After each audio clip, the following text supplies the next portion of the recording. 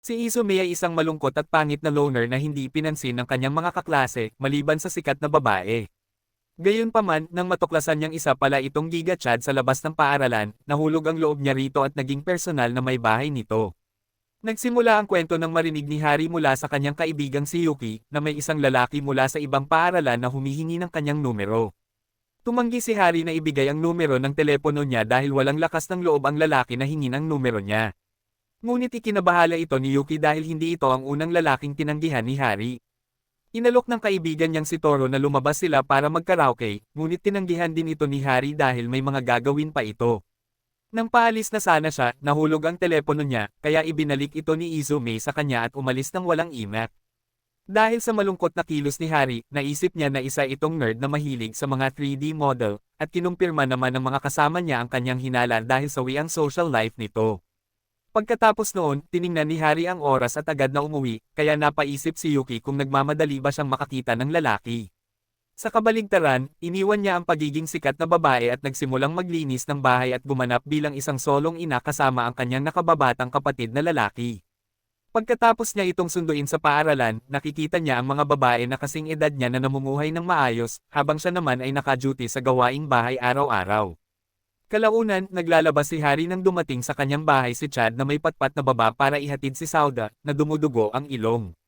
Nabigla si Hari at nagmadaling pigilan ang pagdurugo, kaya naghanda ang lalaki na umalis dahil tapos na ang trabaho niya rito. Gayunpaman, ayaw ni Sauda na umalis siya, kaya pinigilan siya ni Hari at iginiit na magtagal muna siya ng kaunti para maayos niya itong mapasalamatan sa pagliligtas sa kanyang kapatid. Matapos pumayag si Hari na manatili, hinandugan siya ni Hari ng kape, kaya tinawag niya ito sa pangalan at pinuri sa paglilinis ng bahay na parang isang profesional, na nag-iwan kay Hari na gulat na gulat. Nang tanungin niya kung paano niya nalaman ang pangalan niya, sumagot siya na magkaklase sila at ang pangalan nito ay Izumi, at lalo siyang nagulat dahil ibang-iba ang itsura nito sa Izumi na kilala niya. Kinabukasan sa klase, habang tinitingnan ni Hari si Izumi, nahihirapan siyang maniwala na ito at ang cute na lalaking nakilala niya kahapon ay iisa. Pagkatapos ay naglakas loob siyang kausapin ito at niyaya itong tumambay sa bahay niya dahil gusto na itong makita muli ng kanyang nakababatang kapatid. Matapos pumayag si Izumi, sinabi niya kay Hari na hindi niya inakalang kakausapin siya nito pagkatapos ng kanilang pagkikita kahapon dahil parang iba ito sa paaralan. Sumagot si Hari na pareho sila ng sitwasyon, kaya namula si Izumi, dahil ito ang unang babaeng nakausap niya. Natutuwa si Hari sa kanya at sinabihan siyang mas pagigihan ang pag-aayos ng buhok nito, ngunit sinabi ni Izumi na hindi niya kaya dahil makikita ng lahat ang kanyang mga piercing. Lumipas ang ilang araw, at nakilala ni Hari si Izumi, at napagtanto niyang mali ang unang impresyon niya rito. Lumalabas na hindi pala gunner si Izumi, ang pamilya niya ay nagpapatakbo ng isang tindahan ng cake, at kasing talino siya ng isang ladrilyo. Isang araw, pagkatapos ng klase, nalaman ni Hari na ang grocery store malapit sa bahay nila ay nagbebenta ng mga itlog ng may diskwento, ngunit hindi siya nakarating dahil kailangan niyang dumalo sa isang pulong ng club. Bilang huling paraan, tinext niya si Izumi para tumulong sa pag-iingat ng kanyang mga itlog kaya gin-icing ni Izo. May ang asong nasa loob niya at nagsimulang tumakbo na parang nakasalalay dito ang buhay niya. Nakarating siya sa tamang oras, kaya pag-uwi niya, nagluto si Hari ng hapunan para sa kanya bilang kabayaran. Bago siya sumingit, sinabi niyang nakasalubong niya si Yuki papunta sa grocery store, pero sigurado siyang hindi siya nakilala nito dahil nakalugay ang buhok nito at wala siyang suot na salamin. Nang marinig ito, biglang bumilis ang tibok ng puso ni Hari dahil medyo naiinggit siya na nakita ni Yuki ang cute na bahagi ni Izumi. Sinabi niya kay Izumi na ayaw niyang makita ng iba ang ganoong bahagi niya, ngunit binawi niya ang kanyang sinabi dahil medyo nahihiya siya. Gayunpaman, sinabi rin ni Izumi sa kanya na ayaw din niyang makita ng iba na kaya niyang maging isang cute na may bahay sa bahay. Dagdag pa niya na gusto niyang gumugol ng personal na oras kasama ito, ngunit dahil dito ay nasuntok si Izumi sa mukha dahil sinasabi niya ang mga bagay na ito ng naka-poker face. Kinabukasan, natarante si Izumi dahil kailangan niyang lumangoy habang naglalaro, at marami siyang mga tato na itinago. Nang ipakita niya ang mga ito kay Hari, nagsimula siyang magduda kung gumagana ba ang utak ni Izumi dahil masyado silang marami. Sa paaralan, napansin ng kaibigan ni Hari na si Toro na matagal nang kasama ni Hari si Izumi, at medyo naiinis siya rito. Nakilala niya si Izumi at prank ang tinanong kung nakikipag-date ba ito kay Hari, kaya sinabi ni Izumi na magkaibigan lang sila. Gumanda ang pakiramdam ni Toro matapos marinig ito, at sinabi pa niya na hindi magiging mabuting magkasintahan sina Hari at Izumi dahil hindi sila magkapareho. Inamin ito ni Izumi, ngunit naisip niya na may gusto si Toro kay Hari at tinanong kung totoo ito. Nabigla si Toro nang marinig ito, ngunit hindi niya itinanggi na matagal na niyang gusto si Hari. Habang naglalaro ng sports, napansin ni Toro na hindi nakasuot ng normal na sports jersey si Izumi, kaya tinanong niya kung bakit siya nagtatakip. Noong una, sinubukan ni Izumi na magsinungaling para makaiwas sa ganitong sitwasyon, ngunit dahil gusto na siya ni Toro, ibinunyag niya ang kanyang mga tato. Nagulat si Toro nang makita ang mga ito at nagsimulang makita si Izumi sa ibang pananaw dahil inakala niyang isa lamang itong malungkot na karakter, ngunit natarante siya nang makita ang mga piercing. Kalaunan, pumayag si Toro na ilihim ang sikreto ni Izumi, ngunit nag-aalala siya na papalapit na siya kay Hari dahil gusto niya itong yayain na lumabas. Sabi ni Izumi, ayos lang sa kanya iyon, pero sa kaibuturan niya, malaking kasinungalingan iyon. Pagkatapos ng klase, mabilis na umalis si Izumi sa paaralan para magkaroon ng oras si Toro kay Hari at niyaya itong lumabas. Habang kinukuha ni Toro ang kanyang litrato, si Izumi ay nasa bahay ni Hari at nagdadalamati sa relasyon nila ni Hari dahil tapos na ang lahat kung tatanggapin niya si Toro. Nang sandaling iyon, umuwi si Hari na galit at tinatanong kung bakit niya sinabi kay Toro na hindi siya ang tamang kapareha niya at kung bakit niya ginawang pagkakaibigan na lang ang kanilang relasyon. Sinabi ni Izumi na ito ay dahil isa siyang basura kumpara sa kanya, at hahabulin lang siya nito, kaya naman naiyak si Hari. Bigla na lang siyang tumigil at sinuntok sa mukha si Izumi, nagbabala na mawawala ang kanyang longganisa kung sakaling maghiwalay sila dahil tinanggihan niya si Toro. Noong isang katapusan ng linggo, pauwi na sina Hari at Izumi galing sa pamimili ng grocery nang may marinig si Hari na kanta at sumabay sa pagkanta. Nagustuhan ni Izumi ang boses nito, at tinanong kung anong klaseng kanta ang pinapakinggan niya, ngunit nawalan siya ng malay dahil wala siyang alam na sikat na kanta. Pag-uwi niya, nagulat siya nang makitang nakabalik na ang kanyang ina galing sa mahabang trabaho. Pagkatapos niyang manirahan, binasahe ni Hari ang kanyang ina, at doon nagsimulang magkwento si Sota tungkol kay Izumi. Nang marinig ito, naging interesado ang ina ni Hari sa lalaking ito na si Izumi, at tinanong kung ano ang hitsura nito, ngunit nang magbigay si Hari ng hindi malinaw na paglalarawan, iginiit ng kanyang ina na makilala ng personal si Izumi. Pagkatapos ay tinanong niya ang unang pangalan ni Izumi, at naisip ni Hari na hindi niya ito alam. Kaya kinabukasan, nagsimulang magplano si Hari ng mga paraan para itanong kay Izumi ang pangalan nito. Sa kanyang isipan, naisip niyang itanong ito ng diretso, ngunit sa palagay niya ay nahihiya siyang gawin ito. Kalaunan, habang nagpapalit ng damit ang mga lalaki sa locker room, sinilip sila ni Hari, umaasang tatawagin ng isa sa kanila si Izumi sa pangalan, ngunit nahuli siyang sumisilip. Nag-isip si Toro na naghahangad siya ng longganisa, pero wala itong pakialam kay Hari dahil may misyon siya. Pagkatapos ng klase, dumaan si Hari sa notice board para tingnan ang pangalan ni Izumi, pero wala ito roon dahil ang listahan ay naglalaman lamang ng mga pangalan ng mga taong may matataas na marka. Dumating si Toro para tingnan siya, pero nang tanungin niya ang tungkol kay Izumi, nadismaya ang lalaki at umalis dahil sinaktan na naman niya ang puso nito. Nang gabing iyon, si Hari ay nadismaya habang kumakain dahil hindi niya nakuha ang pangalan ni Izumi, at nakatakda itong dumaan at makita ang kanyang ina bukas. Sa pag-iisip tungkol dito, naisip niya na baka sabihin ni Izumi sa kanyang ina ang pangalan nito, kaya inaabangan niya ang pagbisita nito bukas. Kinabukasan, dumating si Izumi, at bukas palad na tinanggap siya ng ina ni Hari, ngunit wala si Hari sa bahay dahil may iniutos ito. Pagkatapos noon, maayos na ipinakilala ni Izumi ang kanyang sarili sa ina ni Hari at ibinahagi ang pangalan nito, ngunit wala roon si Hari para marinig ito. Nang sa wakas ay bumalik si Hari mula sa kanyang iniutos, nalaman niyang pumasok na pala sa trabaho ang kanyang ina at napagtanto niyang nawala na siya ng pagkakataong malaman ang pangalan ni Izumi. Habang siya ay naiinis, napansin ni Izumi na kakaiba ang kinikilos nitong mga nakaraang araw, kaya tinanong niya ito kung ano ang nangyayari. Pagkatapos niyang magbukas ng kwento, tumawa si Izumi dahil ang kailangan lang niyang gawin ay itanong ang pangalan nito, at sasabihin na sana nito sa kanya. Isinulat niya ang buong pangalan nito sa isang papel, kaya sinabi ito ni Hari para hindi niya makalimutan, ngunit namula ang kanyang mga pisngi. Pagkatapos noon, hinalikan niya si Izumi, akala niya ay hindi nito alam ang kanyang unang pangalan, ngunit nagulat siya ng casual itong sabihin ni Izumi. Nang sumunod na linggo, ipinasa ni Hari ang isang trabahong ginawa niya para kay Kakero, ang presidente ng konseho ng estudyante, at pinuri siya para dito. Gayunpaman, nagmakaawa si Kakero na tumulong sa pag-aayos ng ilang mga dokumento dahil marami raw dapat asikasuhin ang konseho ng estudyante. Pumayag si Hari na gawin ang bagay na iyon at ginugol ang lahat ng kanyang libreng oras pagkatapos ng klase sa pag-aayos ng mga dokumento. Habang ginagawa niya ito, napansin ni Yuki na may mga bag sa ilalim ng kanyang mga mata at nagalit siya dahil pakiramdam niya ay ginagamit lang siya ng student council bilang murang manggagawa.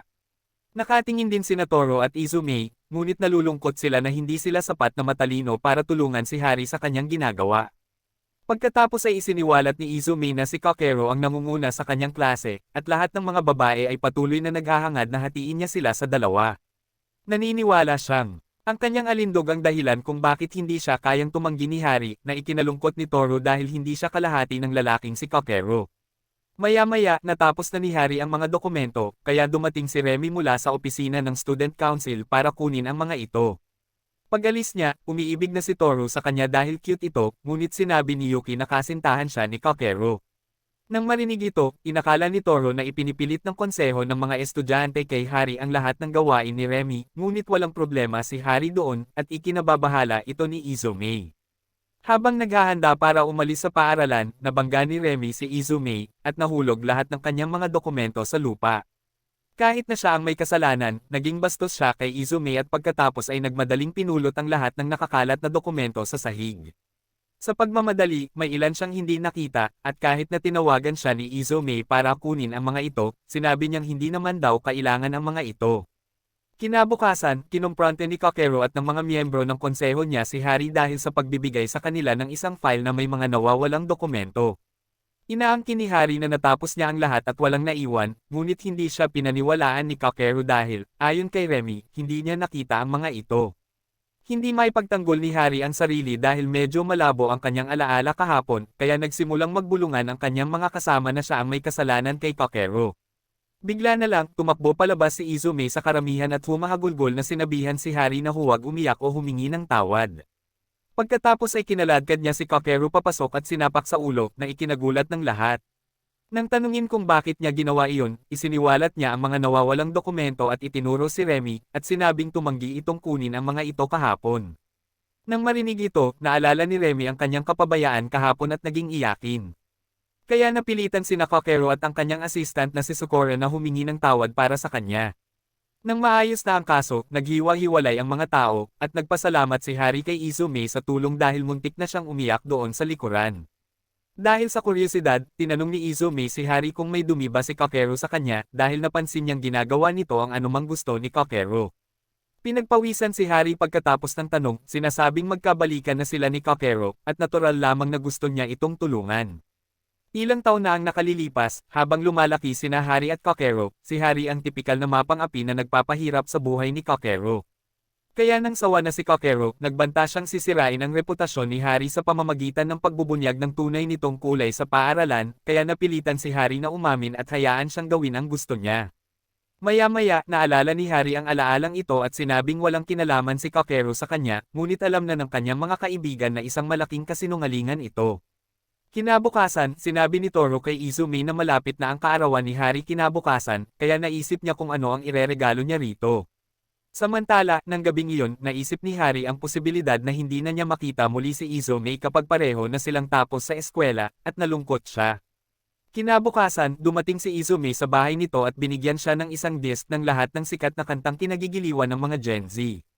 Masayang natanggap ni Hari ang regalo at nagpasalamat dito, ngunit sa kaibuturan niya, nagtataka siya kung paano nito nalaman kung ano ang gusto niyang regalo. Ilang taon na ang nakalilipas, nahirapan si Izumi na lumaki dahil tinawag siya ng kanyang mga kapantay na kakaibang lalaki. Habang tumatanda siya, lumalala ito na naging dahilan upang masira ang kanyang kumpiyansa sa sarili. Nang unang lumipat siya sa klase ni Hari, napansin siya ni Hari at kinausap ito na parang isang normal na tao, para lang maging komportable at makibagay ito sa kanya. Dati, akala niya ay kakaiba at malungkot ito, pero nang makausap niya ito, napagtanto niyang isa lamang itong taong kalmado. Sa kasalukuyan, bagong semestre na, at tinitingnan ng lahat ng mga estudyante ang kanilang mga bagong nakatalagang klase. Tuwang-tuwa si Toro nang matuklasan niyang kaklase niya si Izumi at tinawag niya itong kapangyarihan ng pag-ibig, ngunit kinatatakutan ito ng ilang mga batang babae dahil iniisip nilang parehong inapo ni Didi ang mga lalaki. Nasa klase rin nina Hari at Yuki si Izumi, ngunit sa kaibuturan, iniisip ni Izumi kung bahagi ba talaga siya ng bilog ng mga kaibigan ni Hari. Sa isang lektura, hinati ng guro ang klase sa mga grupo para gumawa ng ilang proyekto, ngunit kinatatakutan ito ni Izumi dahil nagawa na niya ito dati noong bata pa siya at hindi siya isinama ng kanyang mga kaibigan. Gayunpaman, iba ang pagkakataong ito dahil isinasama na siya ni Hari at ng iba pa sa lahat ng bagay mula pa sa simula. Noong oras ng tanghalian, mag-isa si Izumi na nakaupo, iniisip kung mayroon ba talaga siyang mga kaibigan, ngunit nawalan siya ng malay nang dumating si Toro para tingnan siya. Pagkatapos ay nagkaroon siya ng pagnanais na tanungin si Toro kung ano ang iniisip nito tungkol sa kanya, ngunit kakaiba ang tingin ng lalaki dahil nagbibigay ito ng bromance. Inaamin ni Toro na minsan ay kakaiba ang kinikilos ni Izumi. Masyado siyang mabait sa mga tao, at cute naman siya kahit hindi niya sinusubukan. Sa kaibuturan niya, kinasusuklaman ni Toro ang bahaging ito ng kanya dahil nangangahulugan ito na maaaring mabait siya sa mga babae, ngunit ayos lang sa kanya na maging kakaiba si Izumi basta't siya mismo. Pagbalik niya sa klase, sinampal ni Hori sila ni Toro sa ulo dahil nahuli sila sa kanilang proyekto. Bilang pagtatanggol kay Toro, sinusubukan niyang pagtibayin ang pagkakaibigan nila ni Izumi, ngunit tinawag siya ni Hori na isang tanga. Kinabukasan, mas naging maaliwalas ang kilos ni Izumi nang makilala niya si Toro dahil komportable na siya sa katotohanang magkaibigan na sila ngayon. Nang hapong iyon, puminto si Hori sa cafeteria ng paaralan para sa mabilisang merienda, at doon dumating si Remy para kausapin ito. Binanggit ni Remy si Izumi, sinabing okay lang daw, at pagkatapos ay tinanong si Hori kung nililigawan ba siya nito. Nang banggitin ni Hori na hindi niya nililigawan si Izumi, hiniling ni Remy na siya na lang ang isama, kaya natigilan si Hori. Nang maisip niya si Izumi na kasama si Remy, sinabi niyang mas gugustuhin pa niyang maging isang lalaking kambing kaysa isuko si Izumi. Nakakalito ito para kay Remy dahil sinabi lang ni Hori na hindi niya nililigawan si Izumi, kaya nang igiit niyang mapalapit kay Izumi, nilinaw ni Hori na hindi niya ito isusuko. Kalaunan, ginugol niya ang buong oras sa pag-iisip kay Izumi, kaya hindi siya nakapag-concentrate sa klase. Pagbalik niya galing paaralan, hindi pa bumabalik si Seida, ibig sabihin ay mayroon siyang oras para makasama si Izumi ng mag-isa. Pagkatapos mananghalian, sumama si Izumi kay Hori para manood ng isang horror movie na kinatatakutan niya. Nang sandaling iyon, tumawag ang nanay ni Hori at sinabing mahuhuli siya, at pagkatapos noon, namatay ang mga ilaw at bumalik sa dati. Habang nangyayari ito, nagsimulang manginig si Izumi, dahil sa palagay niya ay binabago ng pelikulang horror ang kanyang realidad, kaya tiniyak sa kanya ni Hori na wala siyang dapat ipag-alala. Habang naghihintay sila ng susunod na pelikula, pinagkumpara nila ang kanilang mga daliri, at napansin ni Hori na mahaba at matigas ang kay Izumi. Gusto niya ang mga ito dahil magkakasya ang mga ito, kaya sinimulan niyang kurutin ng mahigpit at hindi namamalayang sinabi kay Izumi na mahal niya ito. Hindi makapaniwala sa nangyari, iginiit ni Hori na gusto niya ang mga daliri ni Izumi, ngunit alam ni Izumi ang ibig niyang sabihin noong una, at sinabi niya rito na mahal din niya ito. Sa unang pagkakataon, may pag-ibig na dumarating, at may sapat na baby oil, ngunit bago pa man sila makarating sa bahagi ng pag-aaway, pumasok si Soda at sinira ang lahat. Kinabukasan, ikinwento ni Remy kay Sukora ang tungkol sa kanyang engkwentro kay Hori noong isang araw, at hindi niya alam na nakikinig pala si Toro sa isang sulok. Sa kaibuturan niya, nagsaselos siya dahil pilit na pinipigilan ni Hori na makuha ni Remy si Izumi, at labis itong ikinababahala niya. Kinabukasan, dumating si Izumi sa klase na may pasa sa mukha, kaya nag-alala si Hori at tinanong kung ano ang nangyari sa kanya. Nang sabihin ni Izumi na nakipag-away siya kay Toro, agad niyang inakala na binyo bully siya ni Toro, ngunit pumasok si Toro sa klase na may benda. Tila nakipagtalo si Izumi kay Toro, at nauwi ito sa away, kung saan maraming beses na nataman si Toro. Sa kabilang banda, tinanong ni Hori si Toro kung bakit siya nakipag-away kay Izumi, ngunit tumanggi ang lalaki na sumagot dahil nahihiya siyang natalo siya sa laban. Ang totoo, nag-aaral si Toro kasama si Izumi noong nakaraang gabi, at iginugol niya ang kanilang sesyon ng pag-aaral upang sabihin kay Izumi na mahal siya ni Hori. Nang sabihin ni Izumi na hindi siya naniniwala, nagalit si Toro at humarap kay Izumi upang ipaliwanag ang mga bagay-bagay sa kanya, ngunit napagkamalan ito ni Izumi bilang isang pag-atake at sinampal siya. Dahil dito, nagsimula silang mag-away kung saan halos nangingibabaw si Izumi, kaya nagmakaawa si Toro kay Izumi na tumigil bago pa man masira ang mukha nito. Sa kasalukuyan, inamin ni Toro na sumobra ang ginawa niya kay Izumi at nararapat lamang sa kanya ang mga pinsalang natamo niya, ngunit tumatanggi pa rin siyang sabihin kung bakit siya lumaban. Gayunpaman, tanging si Yuki lamang ang nakakaalam ng katotohanan dahil sinabi sa kanya ni Izumi, at nagmakaawa sa kanya na ilihim ito. Isang umaga, habang papunta si Toro sa paaralan, isang kumpol ng mga papel ang lumipad sa labas ng bintana, at nakita niya si Sakura, kaya tinulungan niya itong pulutin ang mga ito. Pagkatapos ay pinagalitan niya ito sa pagsasabing maganda ang dating nito dahil masipag ito kahit walang nakakakita sa kanya. Dahil dito, nahulog ang loob niya rito at nagpasalamat sa tulong nito. Kalaunan, habang oras ng pagsasara ng tindahan sa mainit na tag-araw, inabutan ni Izumi si Toro ng ice cream, ngunit kinasusuklaman ni Toro ang lasa ng melon at tinanggihan ito. Nang makita nilang pauwi na si Kekuro, tinawag nila ito para subukan, at tinanong niya sila kung siya ang kanilang basurahan. Habang inilalahad nila ang kanilang mga dila na parang sinusukat ang kanilang mga longganisa, si Toro ang pinakamatagal na nanalo, at sinabi ni Kekuro na sasabihin niya kina Remy at Sakura. Doon, nalaman ni Toro ang pangalan ni Sakura, at dahil magkaibigan sila ni Izumi ni Kekuro, inanyayahan sila ni Kekuro na manatili sa student council, minsan ay para gamitin ang kanilang air conditioner. Agad na tinanggap ng mga lalaki ang kanilang alok at inanyayahan sina Hori at Yuki kinabukasan, at sina Hori at Izumi ay nag-order para sa kanila ng inumin habang ang iba ay gumagamit ng silid ng student council. Matapos mapansin na matagal na silang wala, napaisip si Remy kung nagde-date ba sina Izumi at Hori, at sa pag-uusap pa lang tungkol dito, nasasaktan na si Toro, na tinanggihan na. Matapos mapanood ang reaksyon niya nang barilin siya, nalaman ni Sakura na may gusto pala si Toro kay Hori. Gayunpaman, nagpa siya sina Yuki at Remy na asarin siya matapos mapansin na nagsasaya sina Izumi at Hori. Dahil dito, muntik nang mawala ang pagkamangha ni Toro. Ang mas malala pa ay nang dumating si Izumi at nagkataong nagsalita tungkol sa kanyang pagkakamali, kaya napagpasyahan ni Toro na si Izumi ay nasa tamang edad na. Nang buksan niya ang kanyang cola, ang inumin ay sumabog sa kanyang buong katawan, at doon niya naisip na ang ibig sabihin ni Izumi ay nalaglag niya ang inumin.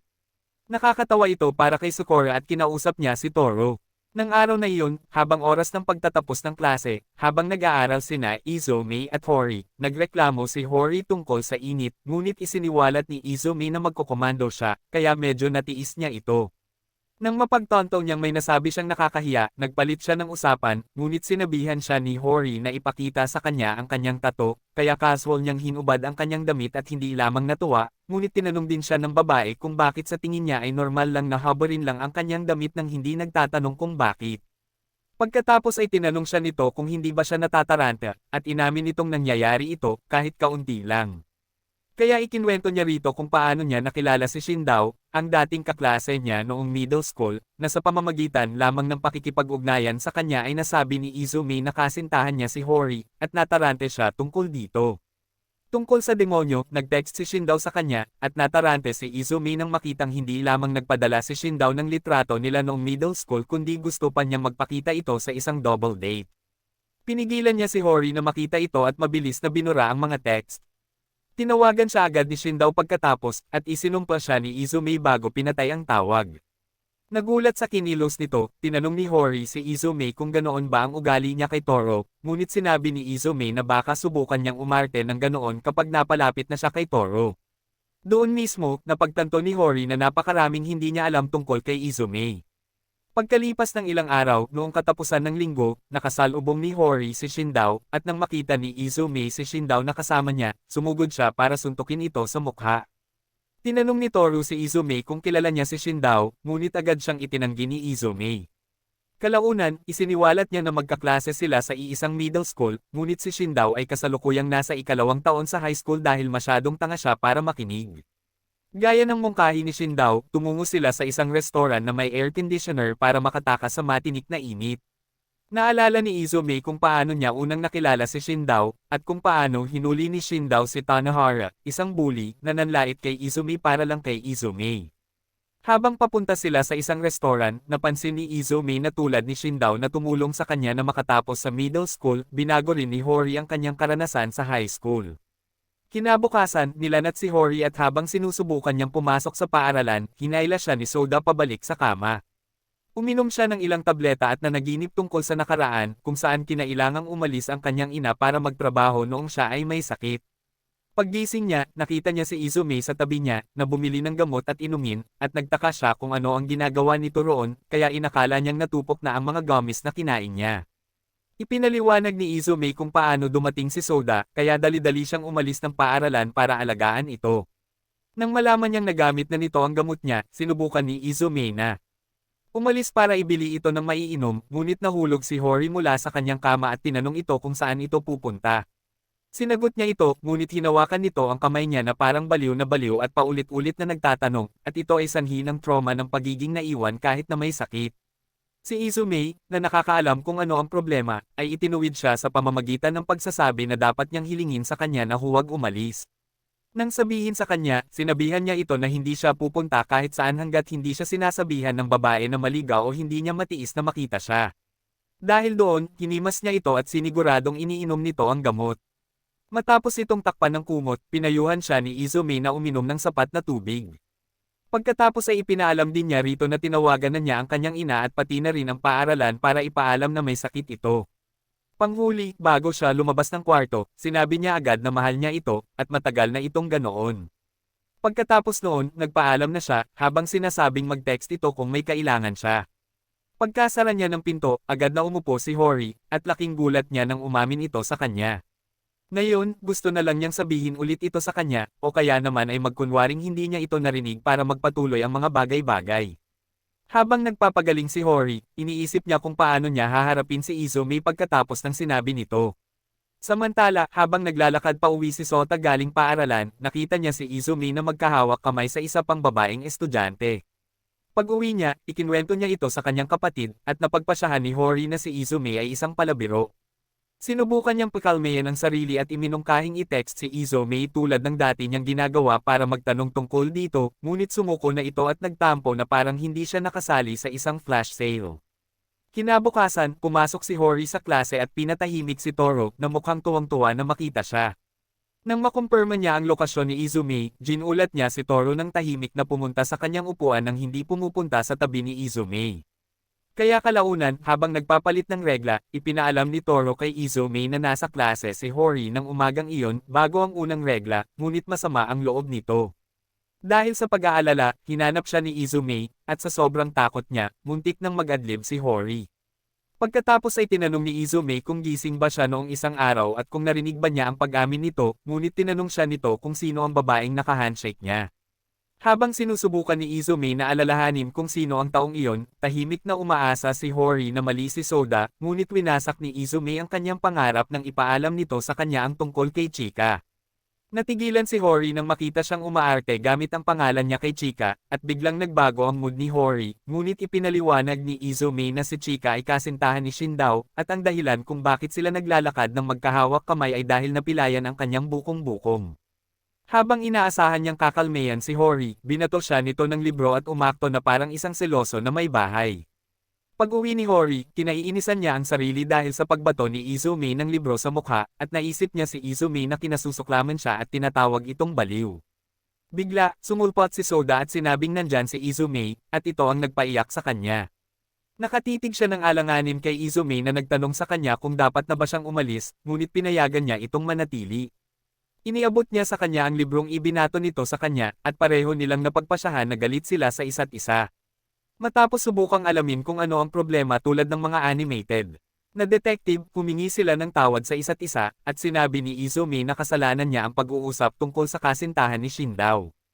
Nang malaman niyang hindi nito alam ang apelyido ni Chika, kumalma si Hori at sinabihan itong ipinaalam na niya ito ng mas maaga dahil ang paraan ng pakikipag-usap nito kay Chika ay nagpaisip sa kanya. Nang mawala iyon, tinanong niya ito kung bakit umamin ito sa kanya noong isang araw, at sinabi ni Izumi na sinabi niya ito sa kanya dahil alam niyang gising ito. Isiniwalat niya na natatakot siyang marinig kung paano ito sasagutin, at iyon ang dahilan kung bakit siya biglang tumakbo. Maya-maya lang, isang matangkad at payat na lalaking nagngangalang Kyusok ang dumating at tinanong si Hori kung sino si Izumi.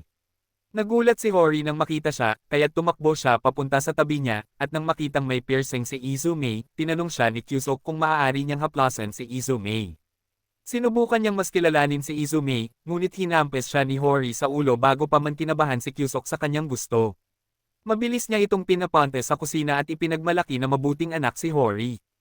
Inisip ni Izumi kung natagalan ba ito sa paghihintay, kaya sinubukan niyang umalis, ngunit niyakap siya ni Kyusok at kinabahan. Pagkatapos ay tinanong ni Kyusok si Hori kung kasintahan ba niya si Izumi, at natarante sila bago siya sumang-ayon. Agad na ipinahayag ng matanda ang kanyang pagkadisgusto sa mahabang buhok ni Izume, at agad na pumayag ang tapos ng matanda na putulin ito.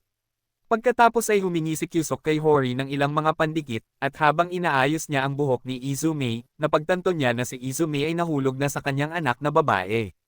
Habang halos mainip na siya sa mga araw ng kanyang pag-aaral, umuwi si Hiriko, ang ina ni Hori, at nang makita niya si Kyusok, ang kanyang reaksyon ay parang nakakita ng multo. Pagkatapos ay tinatreto niya ito na parang isang tagalabas sa sarili nitong tahanan, at ang pagtatapos ni Izume, oras na para umuwi. Ilang madaling araw bago magdamag, nagpaalam si Hori kay Izume, at habang magkahawak sila ng kamay, ipinahayag nilang pareho na gusto nilang makilala ang isa't isa. Tulad ng isang ginoo, sinabihan siya ni Izume na bumalik, pagkatapos ay huminga ito ng malalim habang inaamoy ang kanyang mga daliri, at nangakong hindi nahuhugasan ang mga ito kailanman. Nang gabing iyon, tinawagan niya si Toro at sinabing nakikipag-date na siya kay Hori. Binati siya ni Toro, ngunit nakaramdam ng hiya dahil sa pagkawala ng babaeng gusto niya. Kinabukasan, habang oras ng pagsasara ng opisina, binantayan ni Sukore si Toro at napansin niyang tila mas malungkot ito. Pumasok si Remy at tinanong siya kung ano ang ginagawa niya, ngunit hindi mapakali si Sukore na parang nahuli sa panunood ng mais. At si Remy, na napansin ang kakaibang kilos niya, ay nagtanong sa kanya kung ano ang nangyayari, ngunit si Sakura, na nagsaselos sa hitsura ni Remy, ay lumayo sa kanya, sa pag-aakalang hindi maiintindihan ni Remy. Nang tawagan siya pabalik ni Remy, ipinahayag ni Sakura na sana ay katulad siya ng hitsura ni Remy. Pagkatapos ay bigla siyang umalis. Pagkatapos maglakad ng ilang hakbang, nagbago ang isip niya at hinanap si Remy. Pagkatapos ay inamin niya na mayroon siyang lalaking gusto niya at hindi niya alam ang gagawin. Agad na sumagot si Remy na ito ang unang pagkakataon na nakita niyang namula si Sakura, dahil palagi itong kalmado, ngunit ang makita siyang umaarte ng ganito ay nagpapakita kung gaano siya kakyut. Samantala, sa labas ng gate ng paaralan, sinubukan ni Shu na kumbansihin si Toro na sumama sa kanya para maturuan siya ni Hori ng gramatika ng Ingles.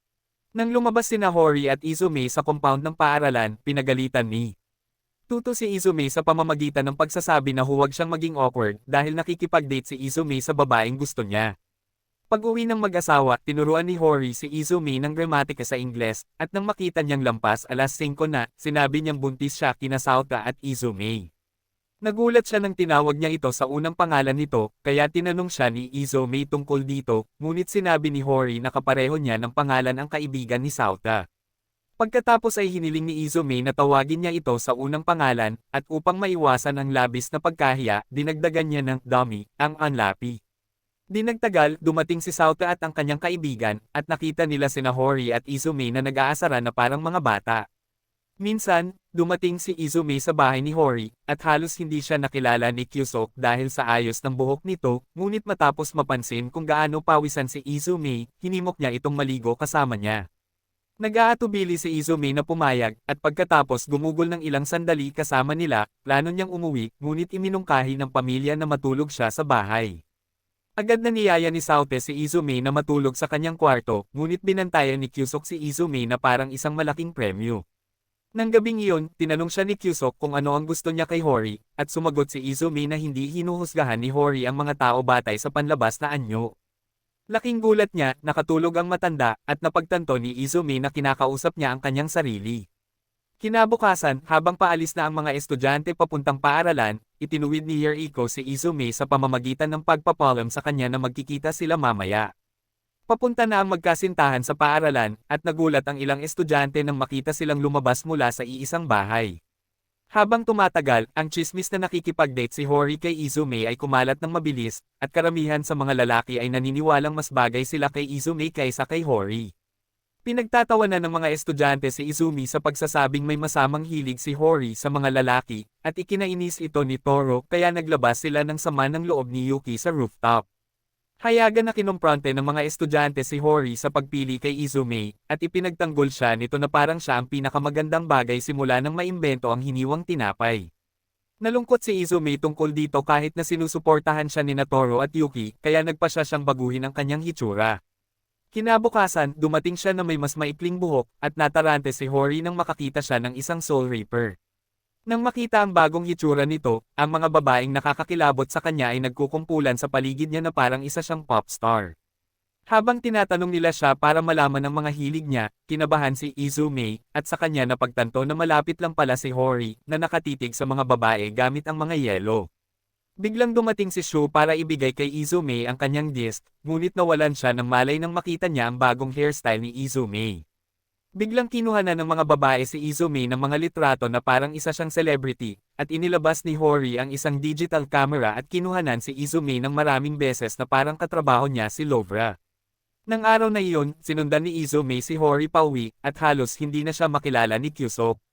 Biglang may tumawag kay Izumi, kaya pumunta sila ni Hori sa apartment nito para salubungin si Shindo, na natarante at nanlaki ang mga mata matapos makita ang bagong ayos ni Izumi. Ipinakita sa kanila ni Shindo na nanalo siya ng maraming matatamis online, kaya hiningi niya ang paboritong lasa ni Hori. Sa kabilang banda, alam ni Izumi na ayaw ni Shindo ng keso, kaya kinuha niya ito at ipinakain dito. Tungkol naman kay Hori, nagreklamo siya na ang lasang sinubukan niya ay parang luwad, at nang sandaling umiwas ng tingin si Shindo, hinalikan siya ni Izumi. Uminom siya ng tubig para kay Shindo, at nakumpirma niyang ang matamis ay talagang lasang luwad. Pagkalipas ng isang linggo, napansin ni Toro na tumigil na ang mga babae sa pagdagsa kay Izumi, ngunit saka lang nakita ni Izumi si Hanoka, isang junior, na nakatitig sa kanya mula sa bintana. Nang araw na iyon, habang nalilito si Hori habang iniisip ang kanilang unang halik, nilapitan siya ni Hanoka upang kumpirmahin kung nakikipag-date si Hori kay Izumi. Gaya ng inaasahan, hindi siya napigilan ni Hori, kaya't kumari papalayo si Hanoka na parang rakon. Sa isa pang pagkakataon, habang palabas ng klase si Izumi, sinundan siya ni Hanoka kahit saan hanggang sa hindi niya matanggap ang ugali nito, at tinanong niya ito kung ano ang gusto nito. Pagkatapos ay ginulat siya ni Hanoka nang tanungin kung kailan siya makikipaghiwalay kay Hori. Agad na napagpasyahan ng mga nanood na masyado siyang nasa timing, kaya nilinaw niya ang sitwasyon, ngunit tumakbo si Hanoka at nangakong babalik ito. Nang araw na iyon, habang oras ng pagtatapos ng relasyon, ikinwento ni Izumi kay Hori ang tungkol kay Hanoka na palaging sumusubaybay sa kanya, at isiniwalat ni Hanoka ang kanyang sarili. Nang kumprontahin siya ni Hori kung bakit niya minomonitor si Izumi, sinabi ni Hanoka na iyon ay dahil sabik na siyang maghiwalay sila. Tutal, mahal na mahal niya ito. Niyakap ni Hanoka si Hori habang ipinapahayag ang kanyang nararamdaman para sa kanya, ngunit nang pilit silang paghiwalayin ni Izumi, dumaikit si Hanoka kay Hori na parang pandikit. Ikinagalit ito ni Izumi, kaya inagaw niya si Hori at tinawag itong kanya. Sa paglipas ng mga araw, pinaulanan ni Hanoka ng pagmamahal si Hori, ngunit hindi ito naging komportable ni Izumi.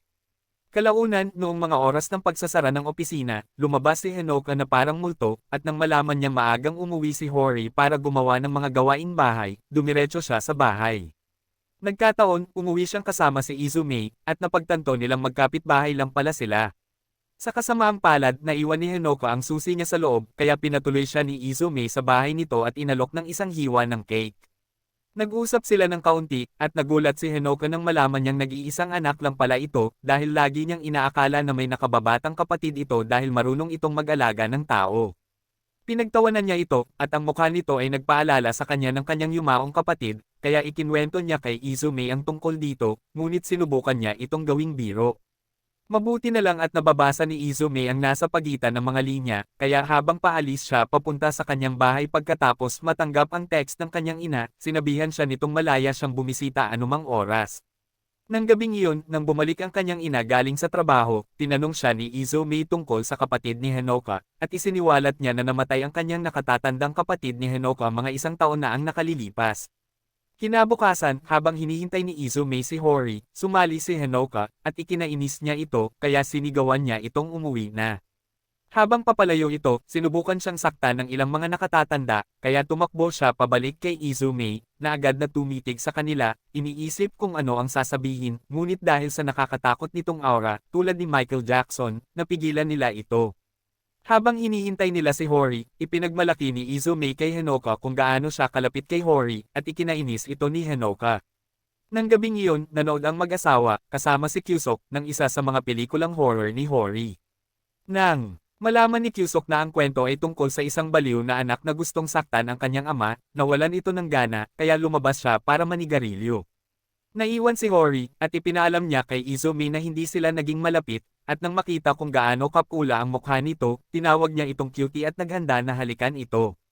Sa kasamaang palad, sumugod sa kanila ang dating spoiled sport at sinira ang mood.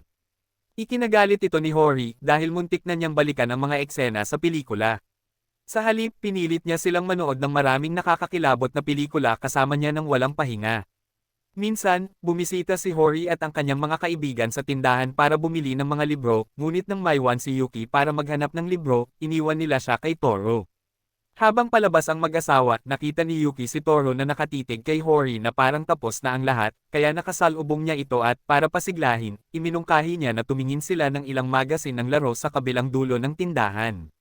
Sa isa pang pagkakataon pagkatapos ng klase, habang naka-duty sina Yuki at Toro, tinawag siya ni Yuki na samahan siya sa paglilinis ng basurahan, at habang ginagawa ito, hiniling niya rito na kunin ang disc na in-order niya at nangakong ipapahiram ito sa kanya.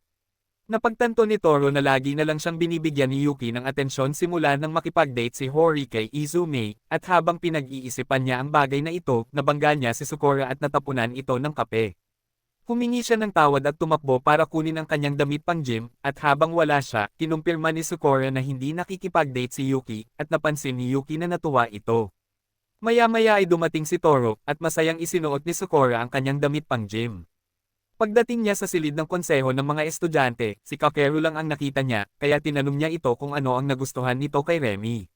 Sinabi sa kanya ni Kakeru na dahil ito sa itsura ni Remy na isang babaeng nasa panganib, kaya pakiramdam niya ay obligado siyang alagaan ito kahit na mahina siya. Sa kabaligtaran, sinabi sa kanya ni Kakeru kung paano si Remy ang nagpoprotekta sa kanya, at sumang-ayon si Sukora. Dahil dito, mas lumakas ang loob ni Sukora na kausapin si Toro. Kaya, pagkalipas ng ilang araw, lumapit siya rito, at habang inaabot niya rito ang damit pang gym nito, humingi siya ng paumanhin dahil natagalan siya bago ito maibalik dahil kinailangan niya ang lahat ng kanyang lakas ng loob para tumigil sa pag-amoy nito. Bigla, may tumawag sa kanya, ngunit pinigilan siya ni Sukora at saka nahihiyang inalok siya ng cookies. Nang masubukan niya ang mga ito, pinuri niya ito at sinabihan na dalhan siya nito sa susunod niyang pagbibake, at natuwa ito. Nang araw na iyon, pumunta si Yuki sa tindahan para bumili ng disc, ngunit may dumating na interesado rin sa disc, kaya hinayaan siya ni Yuki, at naguluhan si Hori dahil alam niya kung gaano kasabik si Yuki na makuha ang disc, ngunit sinabi ni Yuki sa kanya na makukuha niya ito sa ibang pagkakataon. Kalaunan, habang nagbabakasyon, napansin ni Hori na hindi nakakasama ni Yuki si Toro nitong mga nakaraang araw, kaya tinanong niya ito kung bakit, ngunit sumagot si Yuki na parang karamihan sa mga hindi malinaw na nagpo-post. Sa loob-loob niya, napansin niyang alam niyang gustong-gusto ni Sukora si Toro at siya ang tipo ng taong ayaw maglabas ng nararamdaman niya, kaya nagpa siya si Yuki na hayaan siyang makasama si Toro. Nang sumunod na makasalubong siya ni Yuki, inabutan siya ni Sukora ng cookies bilang pasasalamat sa pag-aayos niya ng kape noong isang araw, ngunit muntik nang magkamali si Yuki sa kanyang tunay na intensyon, ngunit itinama niya ang sarili at tumakbo dala ang cookies. Noong una, naisip niyang itapon ang mga ito. Ngunit sumuko siya sa kanyang mga pagnanasa at inubos ang mga merienda. Dahil ayaw niyang matalo kay Sukora, kinabukasan ay hiniling ni Yuki kay Izume na turuan siyang maghurno ng cake. Nalungkot siya nang maisip niyang masamang ideya iyon, ngunit laking gulat niya nang himukin siya ni Izume tulad ni Erwin Smith, kaya ibinuhos niya ang lahat ng kanyang pagsisikap. Sa kasamaang palad, ang kanyang mga pagsisikap sa buong linggo ay naging mas malala kaysa sa inaasahan, at nagulat si Izume na kaya ni Yuki na hawakan ang mga cupcake. Nang makitang silang tatlo lang ang naroon, tinanong ni Hori kung bakit hindi niya inimbitahan si Toro, tutal para naman sa kanya ang cake, ngunit sinabi ni Yuki na hindi ito kanais-nais at naniniwala siyang pagtatawanan siya ni Toro. Laking gulat niya nang dumating ang lalaki at nagtaka kung bakit hindi nila siya inimbitahan. Nang makita niya ang cupcake nito, kinain niya ito nang walang pag-aalinlangan at sinabihan itong pagbutihin ito sa susunod. Pagkalipas ng ilang araw, naglakbay si Izumi patungong Hokkaido kasama ang kanyang pamilya, at labis siyang na-miss ni Hori, ngunit nang subukang kontaken siya nito, naubusan ng baterya ang hanggal na nakalimutang dalhin ang kanyang charger. Dahil dito, nabuhay si Hori na parang nawalan ng saysay, ngunit sa ikalimang araw, nang marinig niyang bumalik na ito, dumiretso siya sa bahay nito, at nagkataon, binuksan nito ang kanyang telepono at nakita ang napakaraming mensahe nito. Agad siyang tumakbo palabas ng kanyang bahay na parang baliw na babon at saka nabangga si Hori, na agad siyang niyakap at sinabi kung gaano katagal ang 5 araw na wala siya.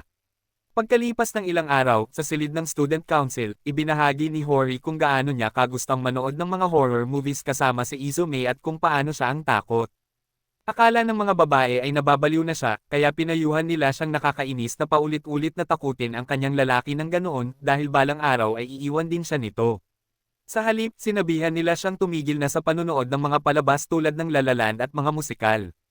Nang marinig ang kanilang mga sinasabi ng gabing iyon, nang dumating si Izumi para manood ng pelikula kasama niya, binalaan niya ito ng maaga tungkol sa kung gaano ito nakakatakot, ngunit hindi siya pinansin nito at umakto na parang isang gigachad, ngunit natarante siya na parang isang babae pagkalipas ng ilang minuto.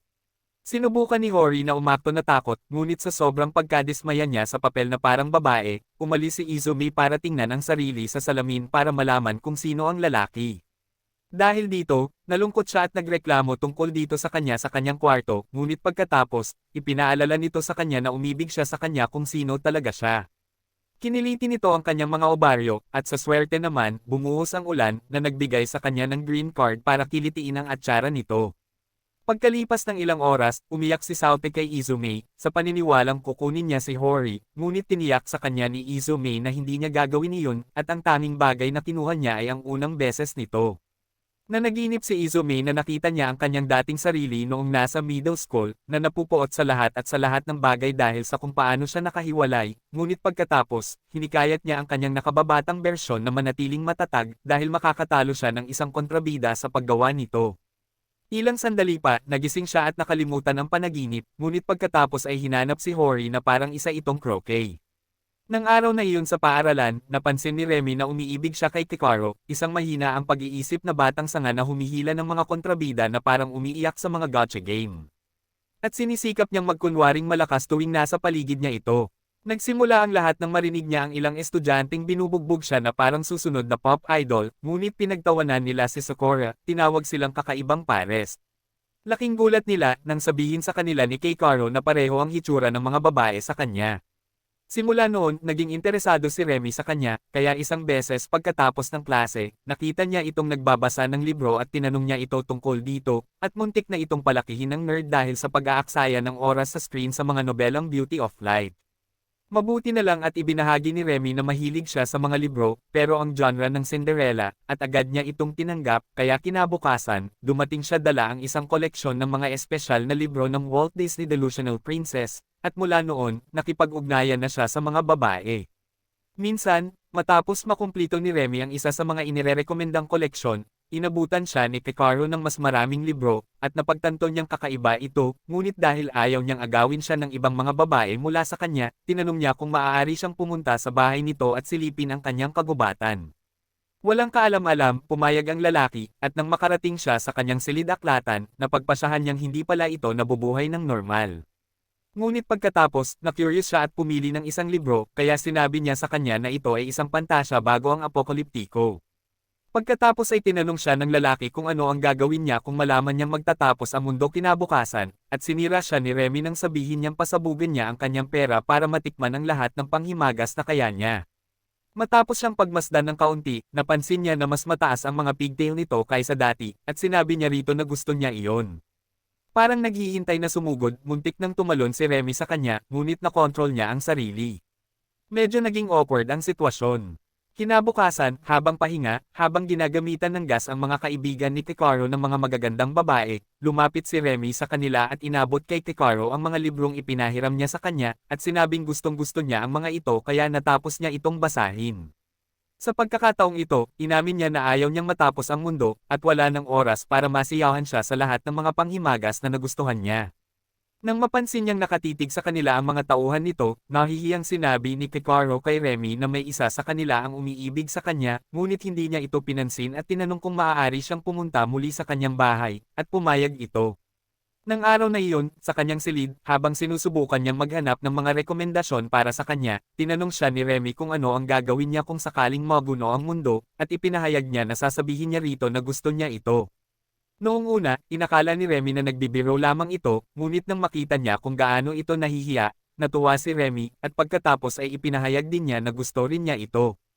Mabilis na lumingon sa kasalukuyang sandali, kung saan inabutan siya nito ng isang libro at sinubukang magkunwaring matapang, ngunit binabasa siya nito na parang libro at napansin niyang umiyak ito ng umiyak habang binabasa ito.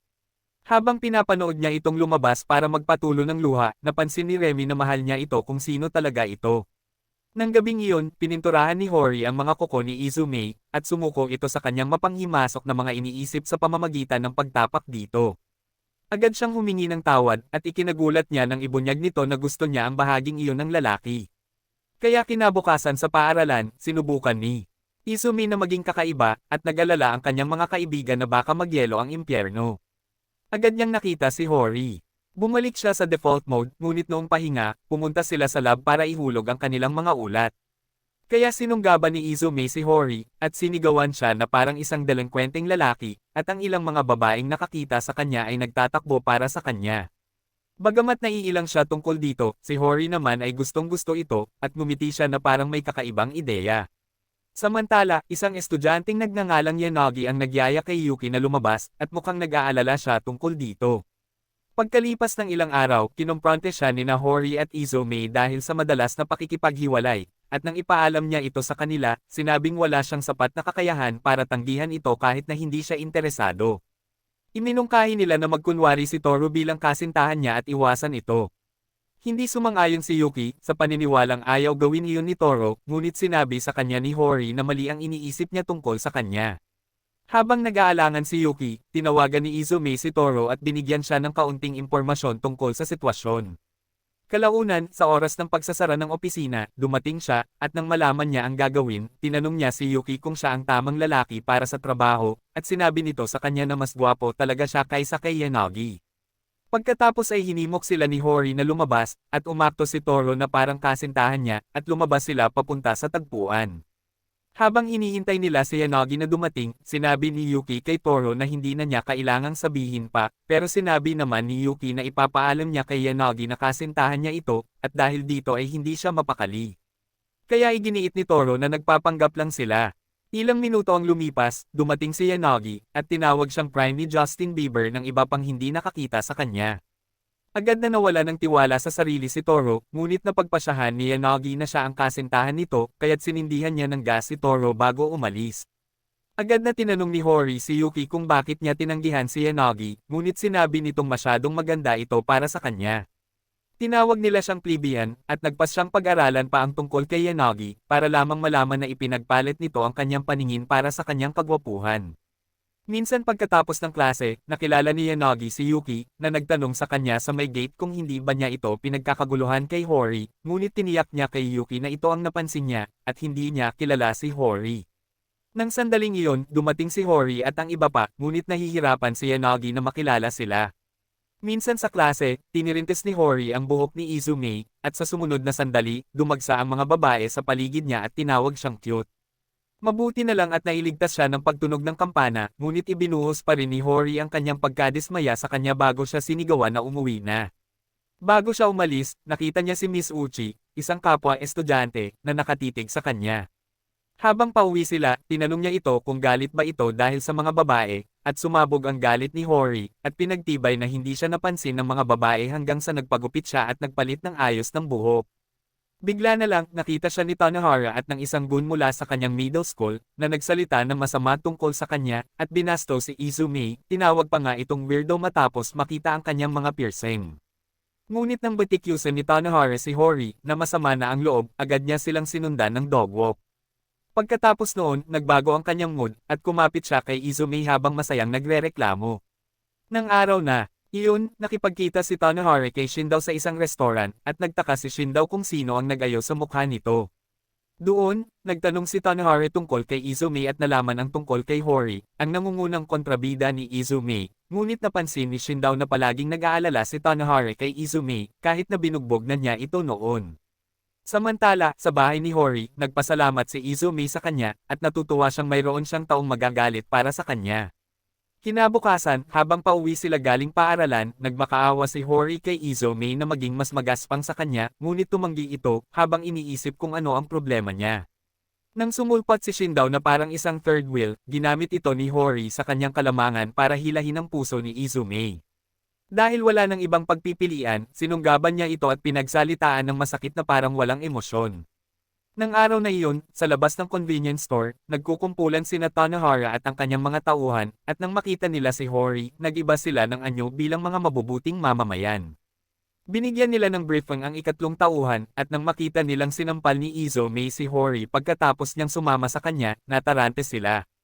Habang pauwi sina Hori at Izumi, nag-isip si Izumi kung may paraan para maayos si Hori, kaya pumunta siya sa tagagawa nito at nakipag-usap ng masinsinan sa shower.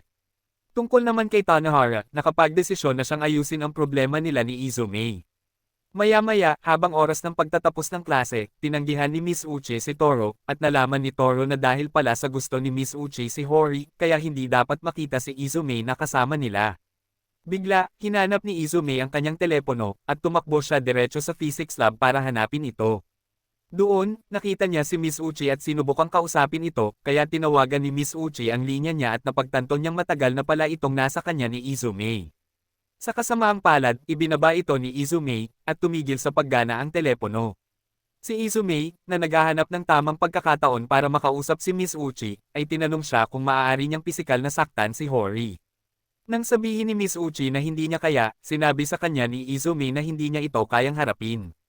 Kaya habang palabas sila, nagpasya siyang magprotesta sa pamamagitan ng paghawak kay Hori, pagputol sa kalagitnaan ng kanyang pagsasalita, at pagsigaw dito na tumigil sa pag-iyakan. Pagkatapos ay itinulak niya ito palayo at inutusan si Miss Uchi, na tuwang-tuwa, na huwag tulungan si Hori. Humanga at takot si Miss Uchi kay Izumi, at napansin niyang ipinagtatanggol na ngayon ni Izumi ang kanyang sarili. Nang gabing iyon, nanaginip si Tanihara na masikip siya kasama si Izumi sa isang locker room, at nang magtanong si Tanihara kung nasaan sila, binatikos siya ni Izumi. Isiniwalat niya kung paano walang pakialam si Tanihara hanggat nasa panig niya ang mga tao.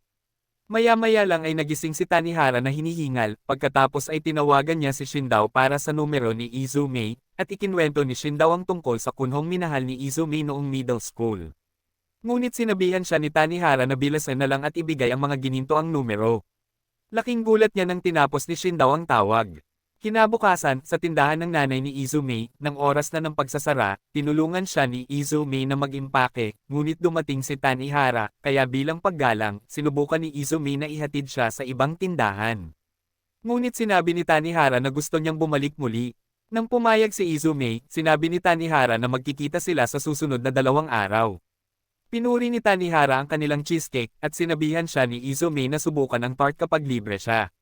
Nahihiyang ipinaalam ni Tanihara kay Izumi na sinubukan na niyang tumawag, ngunit ibinalita ni Izumi na sira ang kanyang telepono, kaya aayusin niya ito sa lalong madaling panahon. Nang matapos iyon, napagtanto ni Tanihara na siya pala ang hindi nakapansin kay Izumi noon pa man, at hindi naman ito ang kabaligtaran. Maya-maya, nagpasalamat si Izumi kay Tanihara sa pagpunta, at pinanood niya ang pag-alis ni Tanihara. Habang naglalakad siya pauwi, ikinwento niya kay Izumi na siya ang nagsabi sa lahat na nasugatan ni Izumi ang mga kuneho noong sila ay nasa middle school. Maya-maya, humingi siya ng tawad sa sarili, at hiniling na sana ay maayos niya ang mga bagay-bagay. Maya-maya, tinulungan ni Izumi si Hori na maglinis, at nakita niya ang yearbook nito para sa middle school. Parang pusa, muntik na siyang mabaliw sa kuryosidad, pero pinagbantaan siya ni Hori.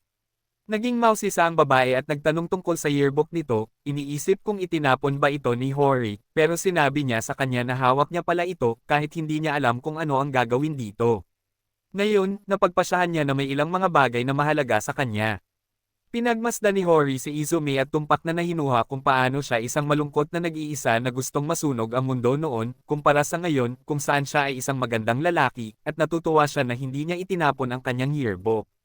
Habang iniisip nila kung ano ang magiging hitsura ng kanilang kasalukuyang yearbook, ipinaalam ni Izumi kay Hori kung paano niya inaasahan na magiging maganda ang magiging resulta ng larawang kinuha niya kasama si Miss Uchi. Nagsalita siya ng kaunti tungkol sa kung paano siya tinulungan ni Miss Uchi na mahanap ang kanyang telepono, at naging masungit, ngunit maayos na ang lahat. Habang iniisip ni Hori kung iba ang ugali ni Izumi, sinabi niya rito na sa tingin niya ay maaari siyang maging kaibigan ni Tanahara, at sa ganitong mentalidad, walang sinuman sa mundo ang hindi maaaring maging kaibigan kalaunan. Noong taglamig, habang pauwi ang mag-asawa mula sa paaralan, nang inig sila sa lamig ng kapaligiran at nagpaalam na magdala ng mga bandana mula ngayon. Bigla silang nakasalubong ni Tanahara, at agad na binantayan ni Hori si Izumi na parang inahing manok. Nang tanungin siya nito kung gaano na sila katagal ng kasama nito, sinabi lang ni Tanahara na iisang kama lang ang kanilang pinagsamahan, at mas magaan iyon kaysa sa ginawa ni Shindao kay Izumi. Agad na nag-alis ng apoy ang mga mata ni Hori habang tinatanong niya si Izome kung ano ang pinagsasabi ni Tanohara, kaya sinabi niya rito na laging pumupunta si Shindao sa tabi niya para maglaro ng Fortnite at madalas siyang lumalagi ng matagal. Tungkol sa Diablo, dumating si Shindao, walang pakialam sa nangyayari, ngunit tinanong siya ni Hori kung kumusta na si Chika, at pagkatapos ay isiniwalat niya na abala ito sa pag-aaral para sa kanyang mga pagsusulit. Nang maramdaman ang susunod na mangyayari, iniligtas ni Tanohara hindi lamang ang kanyang sarili kundi pati na rin ang kay Shindao sa pamamagitan ng pag-iisip ng dahilan at pagkalagkad kay Shindao. Pagkatapos nilang umalis, inamin ni Hori na hindi siya nag-aalala tungkol sa mga babae na madedaig siya kundi ang mga kadudad ang pakikipagkaibigan nito sa mga lalaki, kaya pinapangako niya ito na hindi niya hahayaang mahulog ang loob ng mga lalaki sa kanya. Kalaunan sa paaralan, lumayo si Izome sa kanyang mga kaibigan matapos sabihin sa kanila ang kasunduan nila ni Hori, ngunit pagkatapos ay nagtaka sila kung paano niya haharapin ang isang pamamasyal sa banyo. Minsan noong katapusan ng linggo, namili si Yuki kasama si Miki, ang kanyang nakatatandang kapatid na babae, at siya ay nagreklamo habang nag-uusap, ngunit nakasalubong siya ni Yanagi. Sa pagkakataong ito, nalaman ng apat na mata na namimili siya ng mga kagamitan sa sining at nalaman nilang si Miki ay isang artista. Nang ipakilala ni Yuki si Yanagi, nilawayan siya ni Miki na parang nasa brunch at tinitigan ng mariin si Yuki dahil sa pagtanggi niya sa isang napakagandang binata. Ilang sandali pa, nakipag-usap si Yuki sa kanya ng pribado, at natuwa siya na nakapag-usap sila sa labas ng paaralan. Nang tanungin niya kung hindi ba mamasamain ni Toro, pumayag si Toro at tinawag si Yanagi na isang mabait na lalaki. Pagkatapos niyang umalis, nalungkot siya sa pagsisinungaling niya rito tungkol sa pakikipag-date kay Toro, ngunit hinayaan niya itong magtagal hanggang sa malaman ito ni Sakura. Dahil hindi niya matanggap ang kanyang pagkakasala, nakipagkita si Yuki kay Remy at inamin dito na pagpapanggap lang ang lahat. Nang marinig siya ni Remy, sinabi ni Remy na wala siyang karapatan na sabihin ang totoo kay Sakura, at nang maramdaman ni Yuki na hindi ito patas, ipinaalam ni Remy sa kanya na siya ang hindi patas. Habang nagtatampo, ibinunyag ni Yuki kung paano nang inag ang mga labi ni Sakura nang magsinungaling ito sa kanya at pagkatapos ay inamin ang tunay niyang nararamdaman kay Remy. Pagkatapos noon, hindi sumipot si Yuki sa paaralan ng ilang araw, at ang kanyang mga kaibigan na sinubukang kontakan siya sa telepono ay nabigo, kaya nag-alala sila sa kanya at umaasang hindi siya mawawala sa paparating na pagsusulit. Samantala, sa bahay ni Yuki, pinagalitan siya ni Miki dahil sa hindi pagpasok sa paaralan, at pagkatapos ay napagpasyahan na nag-aasal siya dahil hindi niya magawang sundin ang gusto niya. Habang ikinukwento ni Miki ang mga kinakain ni Yuki simula pagkabata, pinuri niya ang huling batch ng cookies ni Yuki. Nang buksan ni Yuki ang kanyang telepono, ang napakaraming mensahe sa device, kabilang ang isang patalastas mula kay Temo na nangangako sa kanya ng isang bagong bahay. Habang binabasa niya ang mga mensahe, muntik na siyang matarante nang malaman niyang niyaya ni Sakura si Toro na lumabas, kaya pumunta siya kinabukasan sa paaralan at nagkunwaring maayos naman. Pero parang binabasa siya ni Toro na parang libro at tinawag siya papunta sa rooftop. Doon, tinanong niya ito kung natanggap na niya ang text nito, at nang sumang-ayon si Yuki, sinabi ni Toro na sinabi ni Sakura na hindi niya kailangan ng sagot dahil akala niya ay nakikipag-date ito sa kanya, kaya sinabi niya ito para mawala sa isip niya. Dahil sa kuryosidad, tinanong siya ni Yuki kung bakit hindi niya nilinaw ang sinasabi, ngunit sumagot si Toro na hindi niya gusto, at nangako na siya sa kanya na sasama siya. Pagkatapos ay tinanong siya ni Yuki kung ano ang sasabihin niya kung hindi lang siya kailangang magpanggap, at sinabi niyang si Sakura ay wala sa kanyang kakayahan, kaya tatanggihan niya ito. Nang marinig ito, kumalma si Yuki at tinukso siya na hindi na siya magkakaroon ng pagkakataong manakit ng isang kontrabida na tulad niya kailanman, ngunit pagkatapos ay tinanong siya nito kung kailan niya susunod na dadalhin ang kanyang mga nasunog na cookies, at ipinagmalaki niya ang pagiging perpekto nito. Nabanggit ni Yuki na sila ni Sakura ay magkasalungat, at tinawag niya si Sakura na matapang dahil sa pagsunod sa gusto nito, kahit na alam niyang tatanggihan siya, hindi tulad niya, na gumamit lamang ng duwag na pamamaraan upang bantayan si Toro para sa kanyang sarili. Pagkatapos ay huminga ng palabas si Yuki, at sinabi ni Toro sa kanya na nakikita niya ang hininga nito. Hiniling niya sa kanya ang nyebe dahil naaalala niya na hindi ito lumitaw noong nakaraang taon, ngunit sinabi ni Yuki na walang may gusto ng nyebe. Nagkasundo sila kung gaano ito kaganda noong una itong magsimula, kung paano ito nagdudulot sa kanila ng maraming trabaho, ngunit nang magreklamo si Yuki tungkol sa pagtagal nito at kung paano gusto ng lahat na matuno ito kapag tagsibol na, napagtanto ni Toro na nagsasalita siya ng masama tungkol sa kanyang sarili, kaya nagsalita siya ng ilang mga corny na linya na ikinainis ng lahat at ikinatakip ng kanilang mga tainga. Kahit gaano katanga ang pagtutol na ibinigay niya sa kanya, natuwa pa rin si Yuki, kaya ngumiti siya sa kanya at tinawag siyang tamad, ngunit masayang naglakad pabalik si Yuki at sinabing ito ang unang pagkakataon na nakita niya itong ngumiti sa mahabang panahon. Nang tanungin siya nito kung bakit, umiwas siya sa tanong na parang salot, at habang ipinapasok niya ito sa gusali, sa wakas ay sinabi ni Yuki na gusto niya makakita ng nyebe. Sa oras ng pagsasara ng gusali, tinanong ni Picaro si Remy kung alam niya kung bakit tila mas masaya si Sakura nitong mga nakaraang araw, ngunit sinabi niya rito na kabaligtaran pala. Nagmumuni-muni siya habang naglilinis ng kwarto, at nang makita siya ni Sakura, sinabihan siya nitong pwede niyang ipagawa sa mga nakababata nila ang trabaho. Nang makita niya ang reaksyon nito, naisip niyang mas maayos na ang pakiramdam nito, ngunit nang maglakad siya papunta sa bintana, nakita niya si Yuki na inabutan si Toro ng cookies at sabay na naglakad.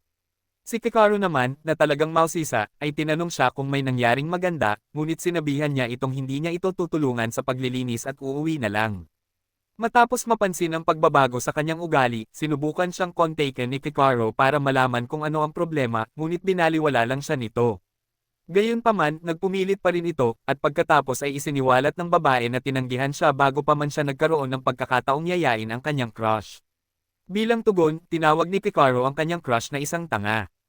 Habang iniisip niya kung sino siya, sinabi niyang karapat-dapat siyang patalsikan, ngunit dahil hindi niya mapigilan ang kanyang emosyon, nanlaki ang mga mata ni Sakura. Nabanggit ni Picaro na ito ang unang pagkakataon na nakakita siya ng isang taong kasing baba niya ng grado na humagulgol, at ang nakakalungkot dito ay walang sino man ang mali. Sa isang araw ng pag-aaral na may nyebe, itinuro ni Hori na maraming mga batang nasa kanilang grupo na puro bata lang ang mga estudyante, at pinag-isipan ito ng lahat. Nabanggit ni Hori na mayroon siyang nakababatang kapatid na lalaki, si Yuki naman ay may nakatatandang kapatid na babae, at nang bigla na lamang napagtanto ng mga lalaki na sila ay nasa labas ng mag-isa sa buong buhay nila. Dahil doon, ibinahagi ni Toro ang itinuturing niyang pinakamalaking twist ng kwento sa araw na iyon, na si Shu ay isang nakatatandang kapatid pala. Dahil sa gulat, humingi ng kasagutan ng grupo, at ipinaliwanag ni Toro kung paano niya nalaman. Noong bumisita siya sa bahay ni Shu, sinalubong sila sa pintuan ng isang batang babae na walang pakialam na nag-alok sa kanila. Nang tanungin ni Toro kung sino siya, isiniwalat ni Shu na kapatid niya ito, na mas bata ng 3 taon. Pagkatapos, idinagdag ni Toro na malamig ang personalidad ng kapatid ni Shu, at si Shu mismo ay mas kalmado sa bahay. Hindi nagtagal, biglang pumasok si Shu sa silid-aralan na parang siya ang may-ari ng lugar, at parang batang niyaya ang lahat na tumambay pagkatapos ng klase. Walang pag-aalinlangan, sinugod siya nina Yuki at Hori, at hiniling na maging mas responsable siya, ngunit tinitigan lang sila ni Shu, walang kaalam-alam. Maya-maya, nagsimulang magbiro si Shu, at itinuro ni Yanagi kung gaano siya katawa-tawa. Tinanong ni Hori kung bakit palaging formal ang pagsasalita ni Yanagi, at sumang-ayon naman ang iba. Binanggit niya kung paano ito casual na nakikipag-usap kay Yuki, at inaalala ang sandaling natuklasan niya. Noon, matagal nang tinutokso ni Remy si Yanagi, at kahit papaano, casual din itong nagpaalam kay Yuki. Natatarante, gumanti si Yanagi ng mahinang tugon na nag-iwan kay Toro na balisa. Sa nakakailang na sandaling iyon, iminungkahi ni Shu na tawagin na ni Yanagi ang lahat sa kanilang mga unang pangalan. Magalang na tumanggi si Yanagi, ngunit patuloy pa rin si Shu sa pagpilit. Kalaunan, hamarang si Toro at pinigilan ang pang-aabala ni Shu. Inamin ni Yanagi na gusto niyang maging mas malapit na kaibigan sa lahat. Nagkataon namang pumasok si Kakero at nakasalubong ang kakaibang grupo. Agad siyang sinunggaban ni Izume at Toro, ipinaliwanag kay Yanagi na kamakailan lang sumali si Kakero sa kanilang grupo ng mga kaibigan, na parang iyon ang pinakamadaling gawin. Hiniling pa ni Toro kay Kakero na maging matalik na kaibigan. Sinubukan ni Kakero na tumanggi, ngunit nang mapansin niya si Hori sa malapit, sumama na lang siya dahil buhay niya ang nakasalalay dito. Nang makita kung gaano ka-weird ang mga lalaki, lumabas si Hori ng silid-aralan. Pagkatapos noon, nagpatuloy ang mga lalaki sa pagpapakilala sa isa't isa, at nagpasya si Yanagi na magsimula sa maliit sa pamamagitan ng pakikipag-usap muna kay Toro gamit ang kanilang unang pangalan. Sa gulat ni Kakero, nagsimulang magselos si Izume, at pabiro niyang nagpasyang i-blacklist si Yanagi. Mabilis na nilinaw ni Yanagi na wala siyang inilalayo, ngunit ang patuloy na mga tanong mula sa ibang mga lalaki ay nakakapanghina ng loob ni Izume. Natatarante, tinawag ni Izume si Yanagi na isang dummy at tumakbo palayo, na nagsagawa ng isang buong sandali, at kahit papaano ay mas pinasaya nito si Yanagi. Maya-maya, nakita ni Yanagi at Izume si Sakura sa pasilyo at agad itong tinawag, hiniling dito na husgahan ang kanilang taas, na parang isang seryosong kompetisyon. Pagkatapos sumagot, napansin ni Sakura ang kanilang kakaibang romance at ngumiti. Di nagtagal, mahigpit na hinawakan ni Hinoka ang braso ni Izumi habang tinatanong niya kung ano ang nararamdaman niya para kina Kakero at Toro. Dahil normal naman ang mga sagot niya, hinulaan ni Izumi na mas maayos na ang pakikitungo niya sa mga lalaki ngayon, ngunit ikinatuwiran ng dalawa na hindi sila mga bagay na walang buhay. Humingi ng paumanhin si Izumi at ipinaliwanag kung paano niya tinutulungan si Hinoka na maging komportable sa mga lalaki. Matapos ibunyag ni Hinoka ang ranggo ng mga lalaking komportable siyang kasama, si Kakero, na ang pinakamababa ay ang kanyang kakayahan, ay kumuha ng merienda at sinubukang makuha ang kanyang pabor. Nang makita ito ni Toro, inabutan din siya ng candy para palakasin ang kanyang posisyon. Habang abala sila sa pagtatangkang makuha ang kanyang loob, nilapitan sila ni Sho at Hori. Sumenya si Izumi na manahimik sila, ngunit malakas na nagtanong si Sho kung ano ang nangyayari, nasamayre sa plano at natakot si Hinoka. Nagtago siya sa likod ni Izumi habang walang kaalam-alam na sinusubukan ni Sho na lapitan siya. Inamin ni Hinoka na hindi niya matiis ang mga taong maiingay at tinawag siya ni Izumi na malas. Pagbalik sa silid-aralan, nagsimulang magpakita ng mga senyales ng pagkakasakit si Shu, kaya pinauwi na siya ni Hori at Yuki bago pa siya makahawan ng iba. Paglabas niya, nakita niya si Hinoka na nahihirapan sa isang mabigat na kahon. Walang pag-aalinlangan, kinuha niya ito mula sa kanya at dinala sa science lab. Pagkatapos itong ihatid, sinubukan ni Hinoka na kausapin siya, ngunit naalala ni Shu ang babala ni Hori. Pinigilan lang siya nito sa pagsasalita at lumabas, naiwan siyang gulat na gulat. Kinabukasan, bumalik si Shu na ganap na nakabawi at buong pagmamalaking ikinwento sa mga babae ang ginawa niya pagka-uwi. Binati siya ni Hori at Yuki, ngunit ang kanilang kawalan ng sigla ay tuluyang sumaire sa kanyang sandali. Samantala, sumilip si Hinoka mula sa pasilyo at doon niya ito sinalubong ni Sakura. Nang marinig niya na posibleng nainis ni Hinoka si Shu, napaisip si Sakura kung kaya ba nitong magalit. Nang marinig niya ang malakas na tawa ni Shu, nahulaan niya na hindi. Biglang dumating si Shu at nagsimulang magsalita na parang walang nangyari. Umabot sa limitasyon ni Hinoka, tinawag itong nakakainis, at saka umalis. Pinagalitan ni Sakura si Shu dahil sa timing, ngunit wala siyang ideya kung ano ang mali niyang nagawa. Sumilip si Hinoka at ngumiti bago umalis. Sa ibang lugar, sa middle school ni Metoko, pinayuhan siya ng isang guro na mag-angad na mag-aral sa lower high school dahil sa kanyang mga marka. Pag-uwi niya, nagmukmok siya at malamig na sinagot si Shu. Nang malaman niyang ayaw niyang maghapunan, tinanong ni Shu si Shu kung anong problema, at sinabi niya sa kanya ang lahat. Kahit na noon, iginiit ni Shu na kumakain siya at nagtanong tungkol sa paaralan. Nang ipaliwanag niya kung paano pinagtawanan ng kanyang guro ang kanyang mga marka, lalo lamang pinapalala ng sagot nito ang sitwasyon.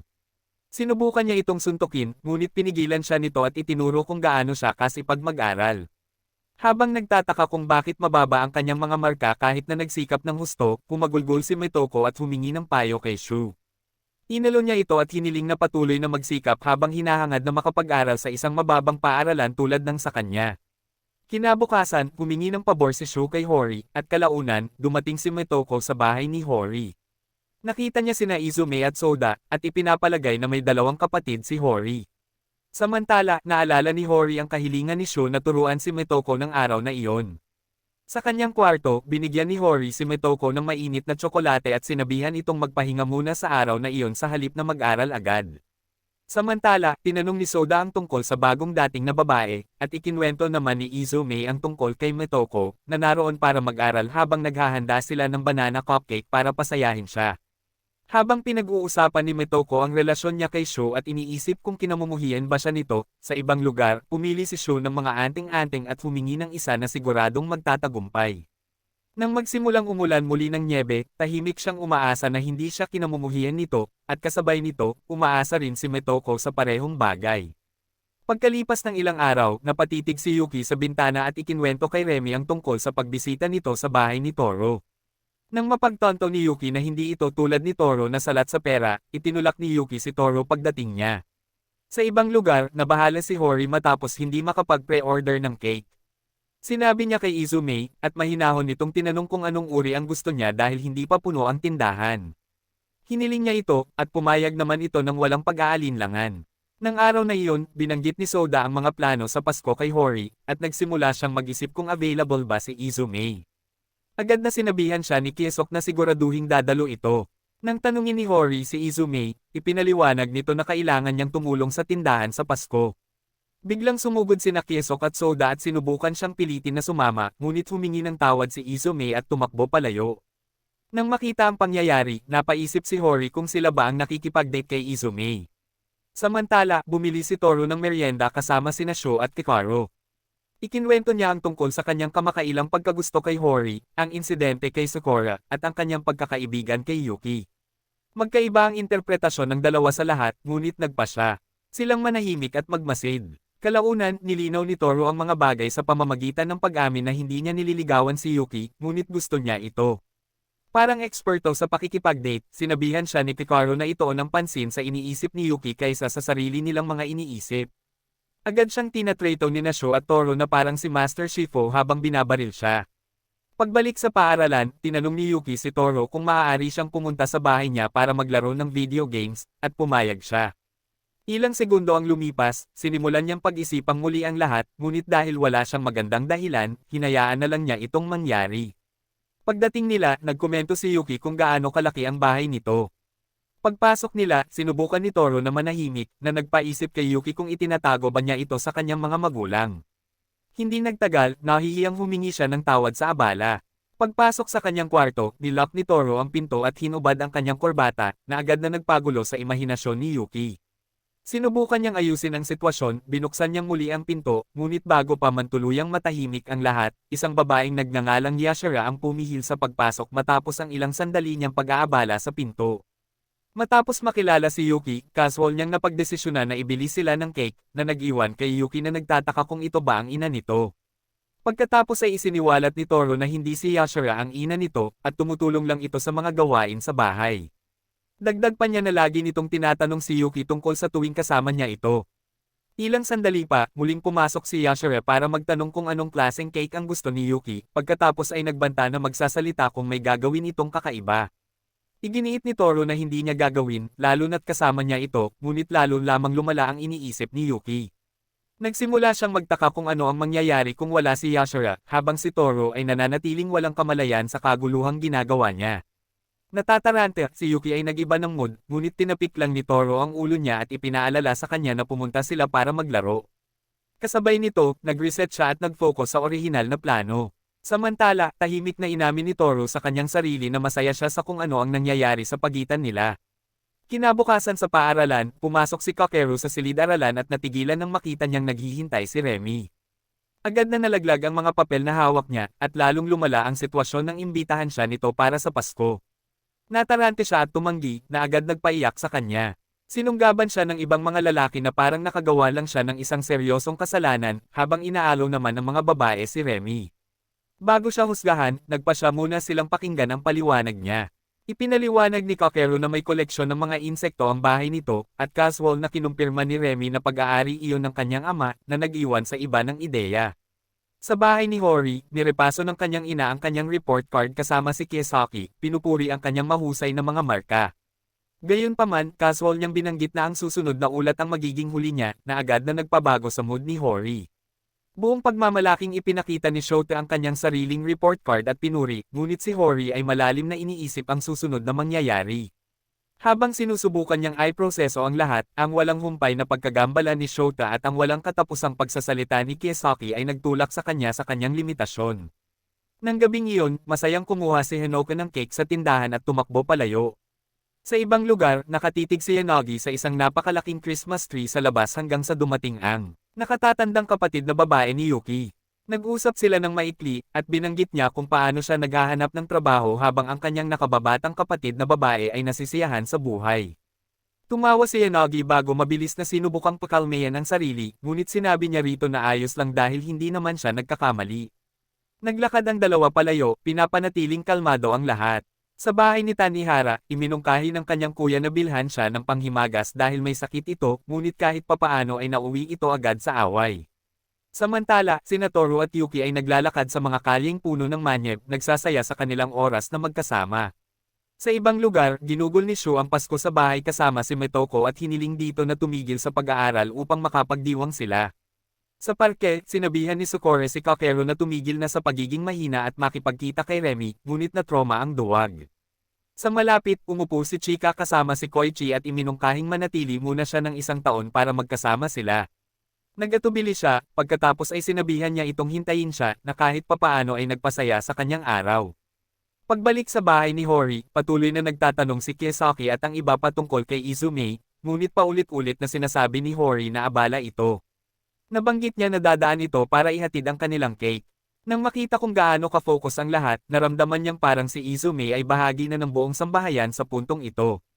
Hindi nagtagal, dumating si Izume dala ang cake, at agad siyang pinakiusapan ng lahat na manatili.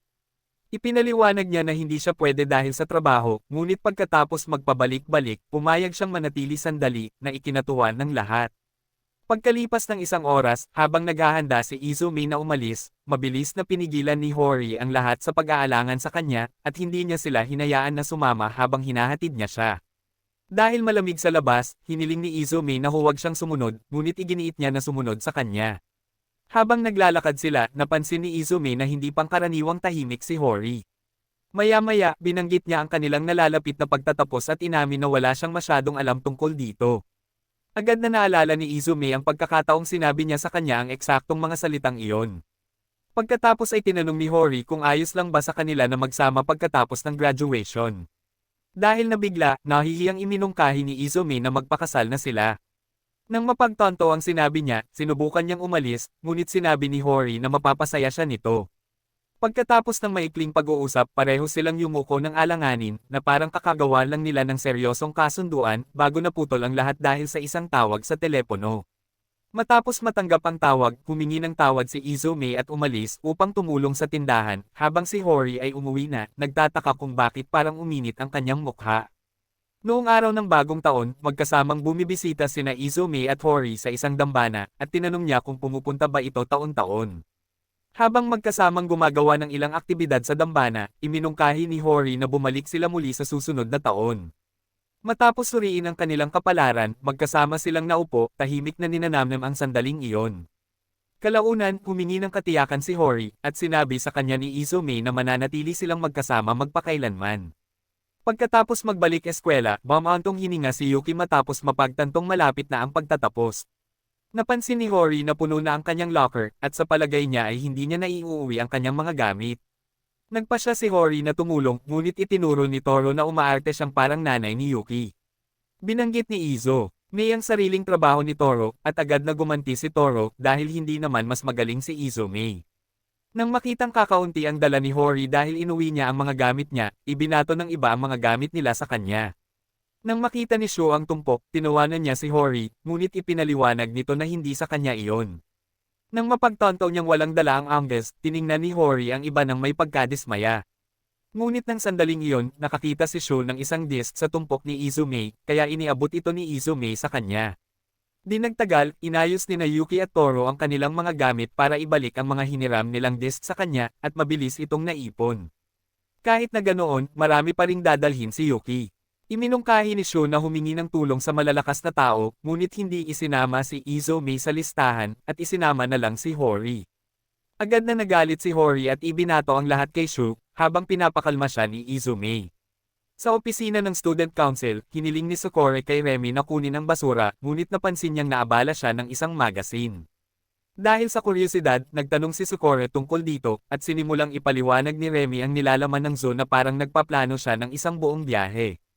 Sakto namang pumasok sina Kokero at Yanagi, at ipinakita ito ni Remy sa kanila. Tiningnan ng mga lalaki ang magazine at nagsimulang mag-usap tungkol sa distansya, binanggit ang mga kotse at hotel, ngunit sinabihan sila ni Sukore na huwag siyang hikayatin. Nagsimulang mag-usap si Kokero tungkol sa pagkuha ng lisensya para imaneho si Remy kahit saan niya gusto, na kahit papaano ay lalong nagpulole sa sitwasyon. Nang mapansin ang kakaibang reaksyon ni Remy, tinanong ni Yanagi kung may iba pang dahilan sa likod ng lahat ng ito. Sinubukan niyang tumakas, tumayo si Remy para uminom, ngunit pinigilan siya ni Sukore at tinanong kung ano ang problema. Matapos ang ilang pamimilit, inamin ni Remy na gusto lang niya silang mag-usap ng maayos bago pa nila mawala ng pagkakataon. Tiniyak sa kanya ni Sukore na magkaibigan pa rin sila pagkatapos ng graduation, at nagpasya silang bumisita sa karagatan nang makuha ni Yanagi ang kanyang lisensya. Sa bahay ni Hori, pinanood ni Izume ang kanyang pagtulog at pinagtibay ito sa pamamagitan ng pag-alala kung gaano karami ang kanyang dinala kanina. Habang natutulog pa rin, biglang tinawag siya ni Hori, at lumapit ito nang hindi nag-iisip. Ginamit niya ang mga binti nito bilang unan at tahimik na pinag-aaralan niya ang mukha nito. Ang paraan ng pagkain, paggalaw, at pagtulog nito ay higit na nakakabighani sa kanya kaysa sa nararapat, at nasumpungan niya ang sarili na umaasa na sana'y hindi matapos ang mga ganitong araw pagkatapos ng graduation. Bigla niyang naalala ang kanyang nakaraan at napaisip kung paano kaya siya kung hindi nangyari ang mga nagkataon. Sa kanyang isipan, nakikita niya ang isang bersyon ng kanyang sarili na hindi kailanman nakalapit kay Hori o sa iba pa.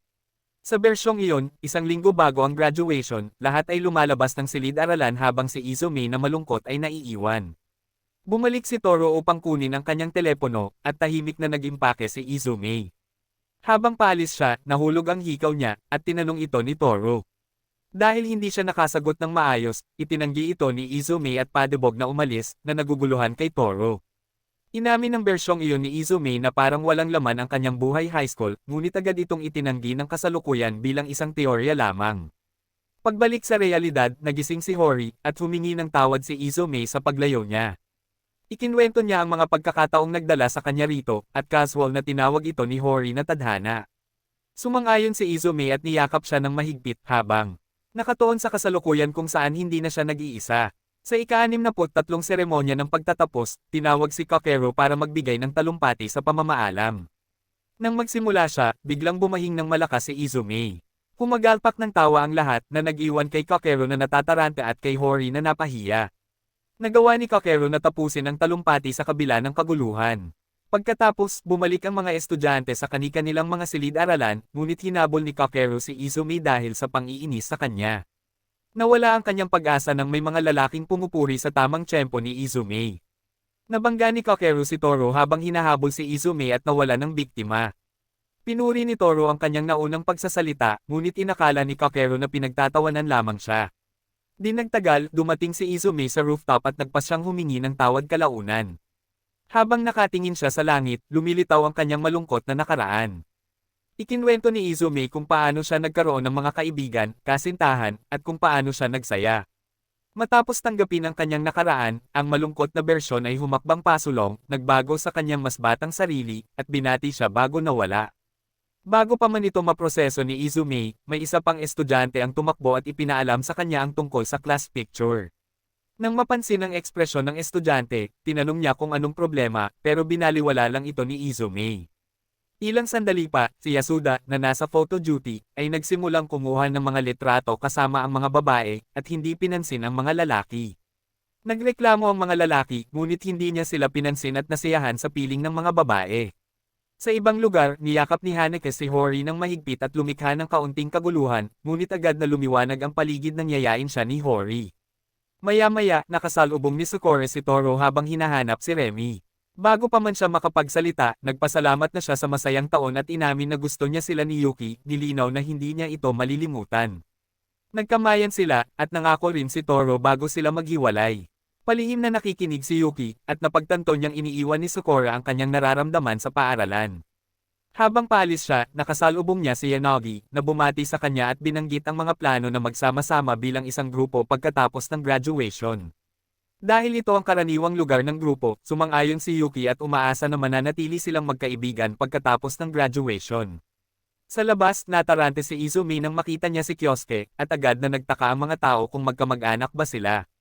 Napansin ito ni Hori at agad na nag-react, tinanong kung dumating si Kyosuke para manggulo. Habang kumukuha ng litrato kasama si Izumi, nagkwento si Kyosuke ng ilang masasamang biro tungkol sa pagiging ama, at itinulak siya ni Hori palabas ng frame, at tinanong ang tungkol sa mga magulang ni Izumi. Ipinaliwanag ni Izumi na umalis na sila papuntang trabaho. Sa ibang lugar, nakilala ni Mitoko si Shu at ang mga kaibigan nito sa labas. Sinabi niya kay Shu na gusto na siyang umuwi ng maaga ng kanilang ina, ngunit patuloy pa rin itong umakto ng walang inaalala, na ikinagulat niya. Nang sila na lang dalawa, bumalik siya sa kanyang kalmadong personalidad, na nag-iwan sa kanya na nagtataka kung aling bersyon ang totoo. Nang araw na iyon, nakilala ni Hori si Izumi at inimbitahan ito sa isang sushi dinner kasama ang pamilya nito. Pumayag siya, at sabay silang lumabas. Habang naglalakad sila, naisip ni Izumi kung paano walang hangganan sa pagitan nila, isang bagay na minsan niyang ikinatakot. Naisip niya kung gaano kahirap maging sarili mo sa harap ng iba at kung paano iyon binago ni Hori para sa kanya. Dahil sa pagnanais na makaganti. Sa kanya kahit papaano, iniisip niya kung ano ang magpapangiti sa kanya. Habang nag-iisip, tinawag siya ni Hori ng may maliwanag na ngiti. Napansin niyang mas bughaw na ngayon ang langit ngayong tagsibol kaya naisip niyang ibigay ito sa kanya. Pero sa palagay niya ay mas gusto niya siguro ang cake na may maraming whipped cream sa ibabaw. Doon nagtatapos ang video ngayon. Kung nanatili ka hanggang ngayon, isulat ang fast sa comments. Bigyan mo ako ng maraming likes at mag-subscribe sa channel kung gusto mong makakita ng isa pang recap na tulad nito.